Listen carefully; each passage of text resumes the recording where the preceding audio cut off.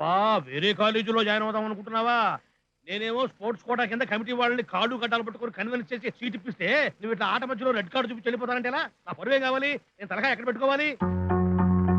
ఇంకో మాధవ్, ఇంకా 2 నెలల్లో నేషనల్ టీమ్ సెలక్షన్స్ ఉన్నాయి. అవి అయిపోయాక నువ్వు రెడ్ కార్డు తీసుకుంటావు, ఎల్లో కార్డు తీసుకుంటావు, నీ ఇష్టం. ఇంతకన్నా ఏ ఎదవ కూడా నిన్ను కన్విన్స్ చేయలేడు. ఇది correct. Excuse me no sir. Excuses. Excuse me sir. No excuse. మా వాడు కాలేజ్కి వస్తాడు. రే నువ్వు మీరు వెళ్ళండి సార్. వాడు రేపు కాలేజ్కి వస్తాడు. ఆ బాధ్యత నాది. అమ్మయ్యా, నా టెన్షన్ తీరిపోయింది. సీను చెప్తే మాతో తప్పకుండా వస్తాడు.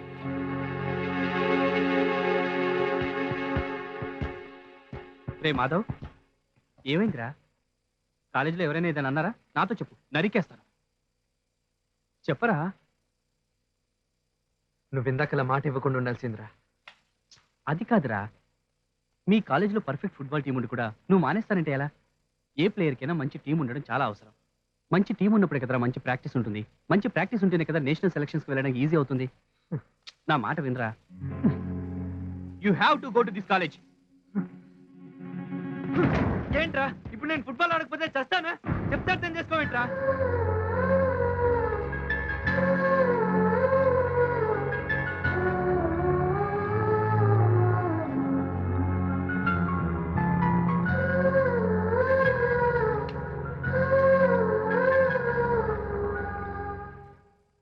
ఏంటో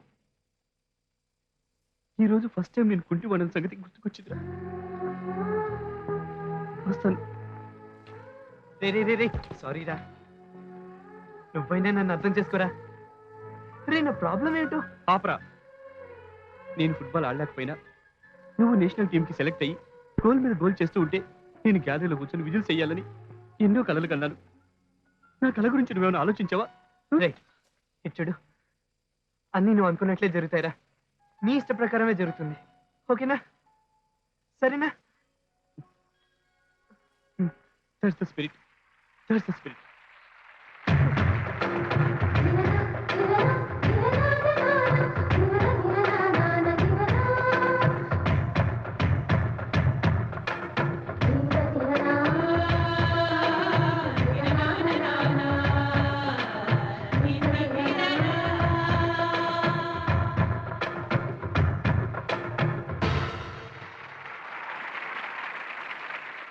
The next item is from SK Arts College.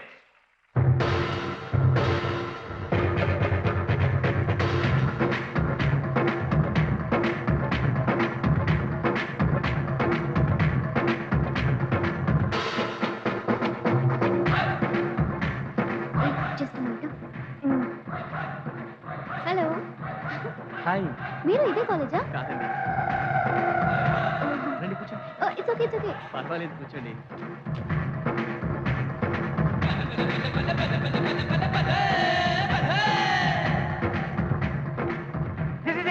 Principal గారు వస్తున్నారా?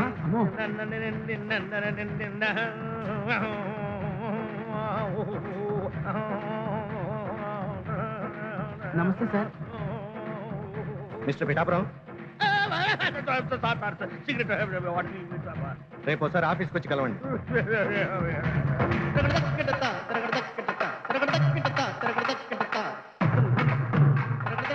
ఎవరి కోసం అండి వెతుకుతున్నారు? మా ఫ్రెండ్ది ఇదే కాలేజ్ అండి. ఓ అలాగా.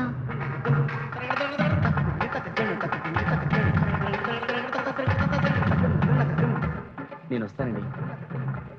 మా వాడు వచ్చినట్టు లేడు. పదండి, నేను డ్రాప్ చేస్తాను. అమ్మో, మీ స్కూటీ మీద? మీరు ఇంకా అది మర్చిపోలేదా? ఊరికే అన్నానులేండి. వస్తానండి. Bye. Bye.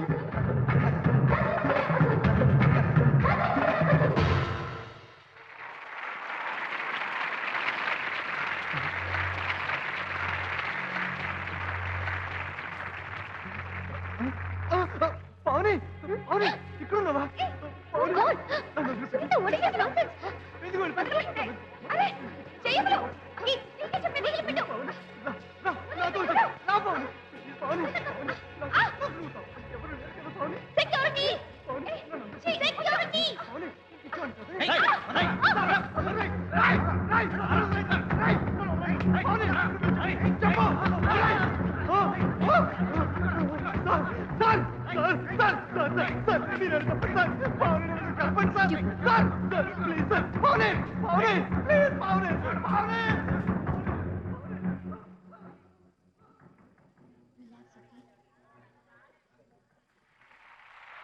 Thank you very much.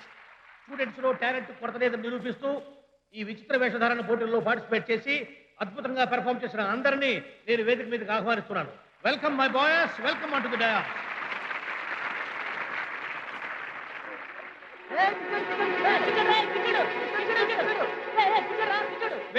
Wait ఆగండి. ఇతను పిచ్చివాడు కాదు, ఇతను కూడా ఈ కాలేజీ స్టూడెంటే. అంతేకాదు is one of the participants.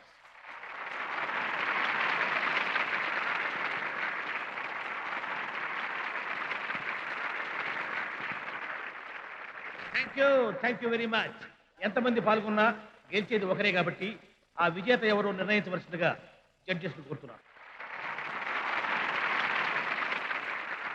Thank you sir.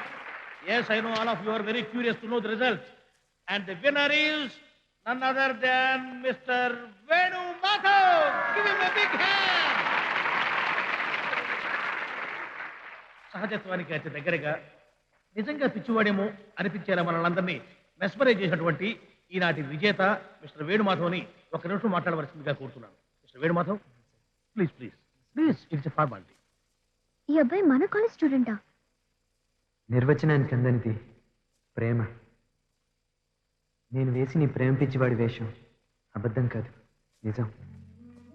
ఈ నిజాన్ని ఒకతను అనుభవిస్తున్నాడు.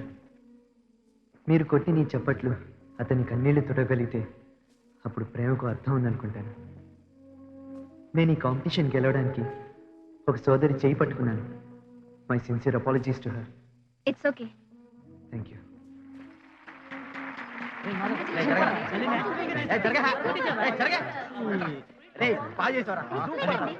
ఏంటి ఇంకా గెటప్ లోనే ఉన్నారు? ఇంట్లో వాళ్ళ అమ్మ నన్ను చూపించక చేస్తారంటమ్మా. నువ్వు వెళ్ళే. థ్యాంక్స్. ఓకే.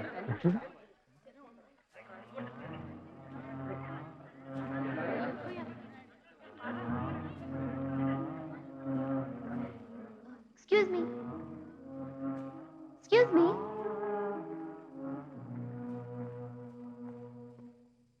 నేనేమి సెక్యూరిటీ వాళ్ళని పిలవలేండి, కొంచెం ఇటు తిరగండి.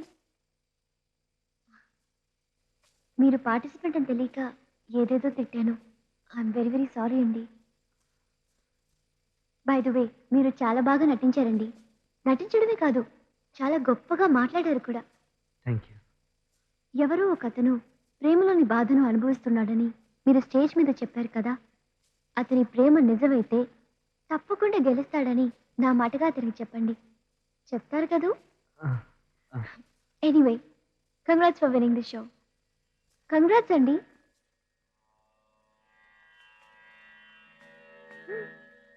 కదిలే వెన్నెల శిల్పమా, కదలే కలగను రూపమా, అనుమతి నడకక ఎదసడిలో అలసడి రేపే అపురూపమైన భావమా. ఏంటి మాధవ్, ఇంకా మేకప్ తీయలేదా? కొంతమందికి దగ్గర అవ్వాలంటే జీవితాంతం ఇలాగే ఉండిపోవాలనిపిస్తుంది. మాధవ్, నేనయ్యా కోచ్ని. ఏంటి ఇంకా అదే మూడ్లో ఉన్నావా? ఎనీవే, మన కాలేజీ పేరు నిలబెట్టావయ్యా. కంగ్రాచులేషన్స్. ఏంటయ్యా ఎడం చేస్తూ? కొన్ని గుర్తులు చెరిగిపోకూడదని సార్.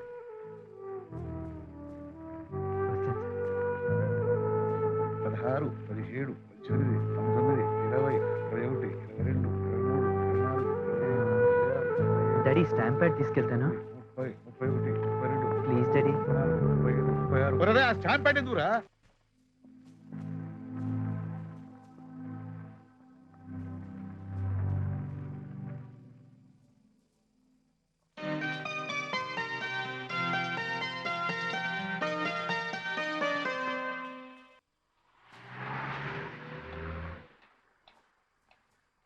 ఎక్స్క్యూజ్ మీ అండి, ఏంటండి?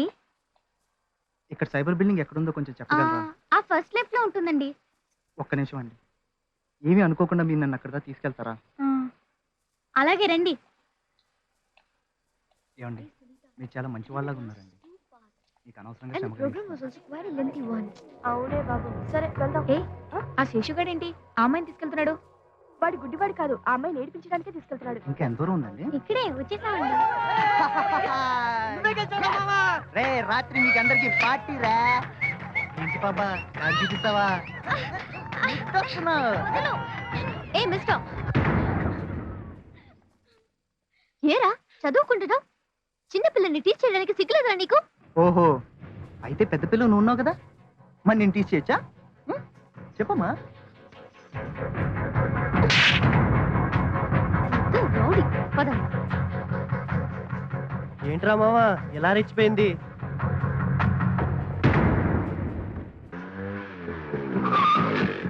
మాధవ్, అర్జెంట్ గా కాలేజ్కి వెళ్తున్నారా? ఏమైందిరా? నువ్వు ముందు రారా చెప్తాను. ఇంకా కాలేజ్ తెరవడానికి గంట టైం ఉంది కదా. అబ్బా అది కాదురా, నేను చెప్పేది విను.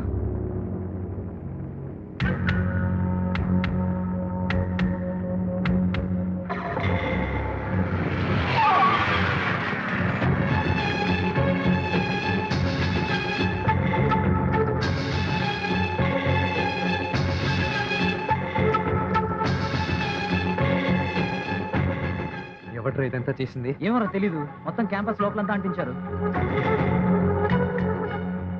స్టూడెంట్స్ ఎవరు క్యాంపస్ లోకి ఎంటర్ అవ్వకముందే ఈ పోస్టర్స్ అన్ని తీసి పడేయాలి. కమాన్.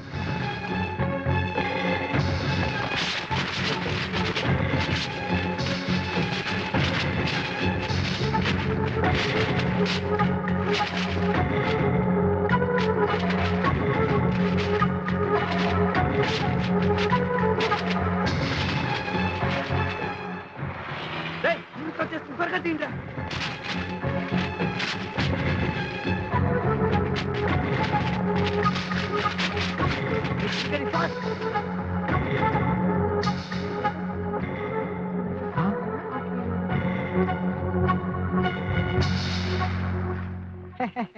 Hello, idiot. Thank you. అమ్మయ్య.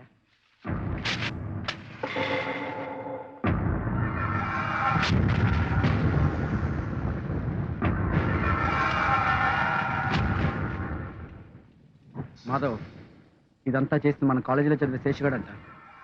మన శ్రావణిని రోడ్డు మీద అల్లరి చేస్తుంటే అమృత అని చెప్పుతో కొట్టిందంట. అందుకే వాడు ఇదంతా చేశాడు.